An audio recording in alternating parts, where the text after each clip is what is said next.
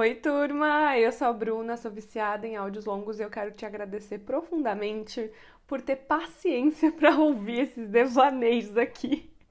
Não acredito que nós estamos virando uma família.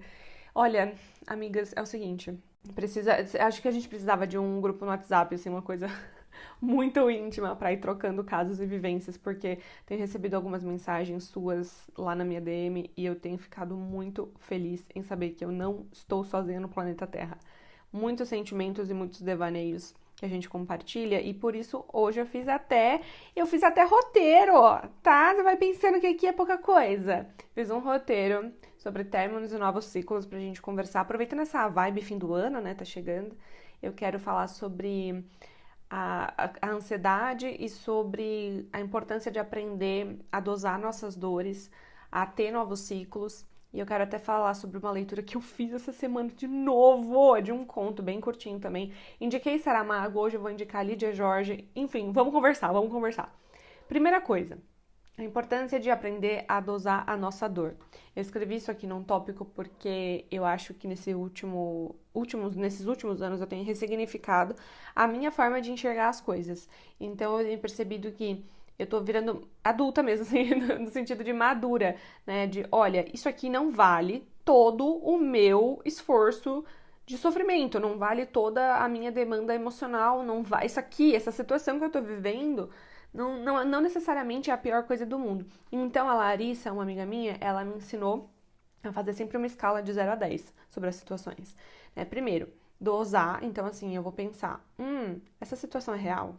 Porque às vezes eu sofro por coisas que nem aconteceram, tá? Eu já sofro pela Bruna do futuro. Explica esse fenômeno. Me explica, por favor, amiga. Aí o que acontece? Eu peguei e tô fazendo esses gráficos. Então eu coloco lá, a situação é X. Ela aconteceu? Aconteceu. Ou eu tô imaginando que pode acontecer. Se eu tô imaginando que pode acontecer, eu paro por aí. Ah, garota. Para, garota. Sabe, eu tô sendo minha própria chefe, assim. Para já de ser maluca. E aí eu coloco lá, então, quando acontece, de 0 a 10, pensando assim, 0 é tudo tá perfeito e 10 todas as pessoas do planeta Terra morreram. Sabe assim, tipo, uma escala de 0 a 10, tudo deu errado, 0 a 10. E aí eu tô aprendendo a dosar a dor assim, porque eu percebi que eu sofria muito por coisas que não valiam a pena. E aí agora eu vejo alguma situação, alguma coisa acontece no trabalho, na vida pessoal, eu paro e penso de 0 a 10. Ah, isso é um 5. Será que vale a pena chorar, sofrer, me descabelar por um 5, me preocupar tanto por um 5, me dar crise de ansiedade por causa de um 5, ficar toda vermelha, porque eu vou ficando toda manchada, né? Eu fico parecendo uma zebra, toda branca e rosa, né? É um fenômeno que acontece no meu corpo. E aí eu tô reciclando isso, né? E já tive alopécia, então, assim, tem coisas que não valem o meu emocional. Até porque o meu emocional está custando caro, viu? Meu Deus, na minha vez de ser adulto, terapia tá caro. Meu... Amigas, socorro. Mas ok. Aí o que acontece? Nesse limiar, eu tô pensando também em não confiar em tudo que eu penso. Olha só, eu tô pensando em não confiar em tudo que eu penso. Tô desconfiando até da minha sombra. Por quê? Os meus pensamentos, eles vão muito pra frente. E às vezes a ansiedade deturpa o plano do real. Então, às vezes eu fico muito chateada com coisas que, assim, nem demandavam toda essa energia, sabe? E eu acho importante frisar isso porque na nossa sociedade a gente tem imaginado muitas coisas por conta da explosão frenética das coisas que temos vivido, né, nos últimos tempos, com o avanço das tecnologias e tal. E aí eu separei lá no canal um vídeo falando sobre escrita terapêutica. Por favor, sério, acabou esse podcast, você vai lá e salva aquele vídeo, pelo menos. Manda pra sua amiga pra ela te lembrar, faz alguma coisa. Você precisa assistir o meu vídeo sobre caderninho terapêutico. E precisa assistir com calma, tá, garota? Não é pra pôr no 2, não, que a gente vive frenética. Então, assim, você vai sentar e vai ouvir, porque a escrita, ela auxilia muito o nosso processamento cognitivo. Eu tô falando sério. Ajuda assim, em comandos mesmos pro cérebro. Então, é muito importante que você assista aquilo pra deixar o seu córtex frontal e tudo. Amiga, assiste aquilo. Ponto. E aí, nessas de assistir e de começar a escrever e de começar a mapear os seus padrões comportamentais e tudo mais, eu lembrei de um conto da Lídia Jorge, que chama A Instrumentalina, que seria uma bicicleta no caso, né, que é em português de Portugal, enfim. A Instrumentalina. No conto, vamos lá, ó, não vou dar spoilers, tá? Mas você pode colocar no Google exatamente o título, A Instrumentalina, PDF Lídia Jorge, vai aparecer, é de domínio público. Então, o que acontece? No conto, uma mulher adulta recorda e evoca várias memórias da infância dela. Até aí você vai falando, ok, nada de especial. Mas ela vai lembrando dos primos, da tia e de um tio específico que chama Fernando. Eu tenho toda uma teoria que é o Fernando Pessoa, até por conta da bicicleta e tal, tal, tal. Mas isso é teorias da minha cabeça, vozes da minha cabeça. E é porque também tudo que eu acho no mundo legal, eu acho que é Fernando Pessoa, mas enfim. E aí, eles estão na casa de campo do seu avô, no sul de Portugal, já tem toda essa vibe, sul de Portugal, eu amo. E aí, tudo é contado sobre a perspectiva dela. Então, ela já adulta, tá sentada num bar, assim, meio esperando esse tio e lembrando de como ele era. E da presença daquela instrumentalina ali. Então, aquele tio, ele tinha aquela bicicleta como a única chance dele de sair daquele lugar, daquela casa, dos avós, daquela situação em que eles viviam, que é uma situação X, você vai descobrir lendo. E muitas vezes ele é quase que sabotado, quase que tiram a única coisa que ele tinha, que era a bicicleta. E essa menina, ela é tão maravilhosa que ela é a única da família ali que repara que por eles gostarem tanto do tio, eles não podem tirar dele a única coisa que ele ama, que é a liberdade. Isso me fez pensar muito em como criar a vida que eu desejo viver, em como ser uma ferramenta na vida das pessoas à minha volta também de impulso, sabe? De olhar mais para as coisas que eu amo e pensar assim, meu, elas têm que ir. Porque por muito tempo eu tive várias questões assim de dependência emocional, então eu queria estar o tempo inteiro com as pessoas e eu não sabia até mesmo aproveitar minha própria companhia. E hoje é tão liberto pra mim entender que eu posso ir e vir e que as minhas relações não dependem disso, sabe? É um conto assim lindo, lindo, lindo. Eu tenho uma aluna que inclusive comprou uma bicicleta por causa do conto. Eu achei a coisa mais fofa do mundo. A gente estudou numa oficina de Lídia Jorge, riquíssima. Nossa, preciso fazer um aulão de Lídia Jorge, viu? Eu já fiz de Clarice, agora vai ter do Essa de Queiroz, dia 25 de novembro. Já tivemos do Fernando Pessoa, do Saramago, do Machado de Assis. Eu acho que precisa, né? A gente tá chegando nessa fase. Mas enfim, novos projetos. E aí, eu acho importante a gente começar a criar mais essa ideia, esse enraizar de que liberdade não é barreira, de que liberdade é uma fronteira de novas possibilidades, até mesmo pra gente amar e ser amado. Então, esse conto é lindo. Lídia Jorge é maravilhosa, essa é uma das autoras contemporâneas que eu mais gosto. Fica a dica. Outra coisa que eu queria ressaltar nessa linha do tempo, assim, sobre términos e novos ciclos, é um pequeno lembrete, na verdade. Eu acho que é mais pra mim do que pra você, assim, mas você me fala se faz sentido. Que é trabalhar duro pelos nossos sonhos.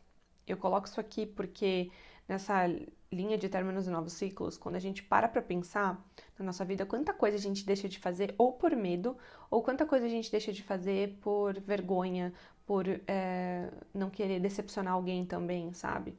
Às vezes a gente não bate firme numa decisão que a gente precisa, às vezes a gente... Eu não tô falando de passar por cima de ninguém, óbvio que não. Até porque eu sou super a favor da gente ouvir a opinião das pessoas que nos amam, porque com certeza são os melhores caminhos, sabe? Quando alguém enxerga a gente de fora e ama a gente verdadeiramente, que é o nosso bem, é muito importante levar em consideração. Mas enfim, o que eu tava querendo dizer com essa coisa de trabalhar duro pelos nossos sonhos é de não ter tanto medo de ir lá e fazer, sabe?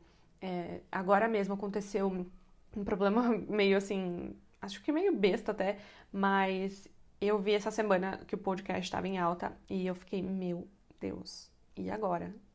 Como é que eu vou fazer isso perfeito? Meu Deus, isso devia também ser vídeo. Nossa, eu tenho que comprar um microfone novo. E realmente eu tenho que comprar um microfone novo, né? Porque eu acho esse microfone extremamente baixo. Aceito dicas de microfone. E aí eu tava pensando nisso tudo e já logo me corrigi, assim, parei e falei, gata, seguinte, a propósito disso aqui era ser uma coisa sua. Eu acho que esse podcast, literalmente, é uma das únicas coisas agora na minha rotina que eu realmente posso sentar e falar com você sem vergonha, sabe? Sem ter que ser de determinada forma, porque no YouTube tem um padrão, no Instagram nem se fale, no TikTok, pelo amor de Deus. Então, eu tava sentindo muita falta de poder errar, sabe? Eu quero que a gente reflita aqui sobre as coisas e que vocês me falem, como amiga mesmo, sabe? Eu preciso disso, eu preciso de amigas. Falem, Bruna, essa sua linearidade de ideias pode ser prejudicial nesse e naquele ponto. Eu queria um lugar livre. E aqui eu sinto muito que é isso, porque não tem essa coisa do chat, dos comentários, de fulano ficar compartilhando, de site de fofoca. Enfim, eu gosto bastante desse formato. Tô gostando.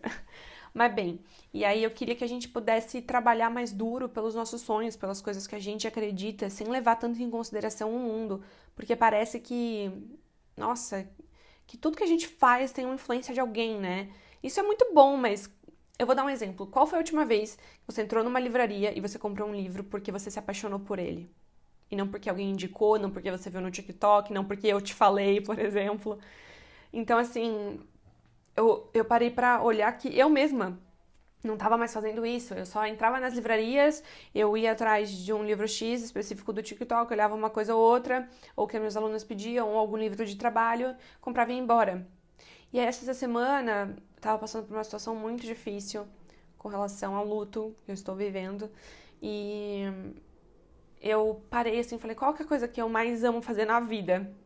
E a coisa que eu mais amo fazer na vida, ai, fico com vontade de chorar, desculpa, é entrar numa livraria e ser abraçada, sabe? Isso acontece comigo desde a minha infância. Foi o único lugar seguro que eu já tive e é o único lugar seguro que eu tenho.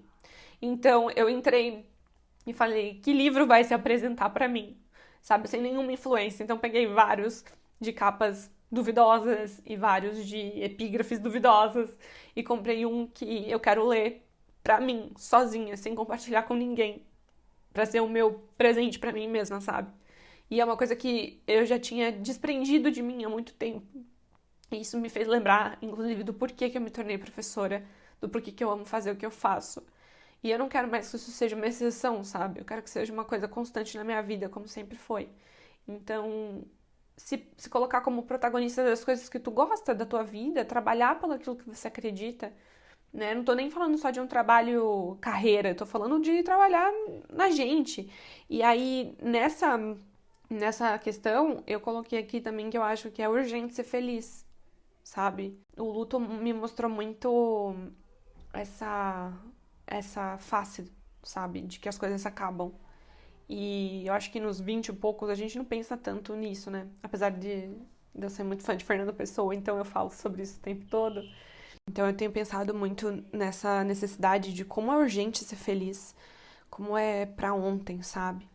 Então, enfim, eu acho que a gente pode pensar nisso juntas, seguir por esse caminho de mais alegria.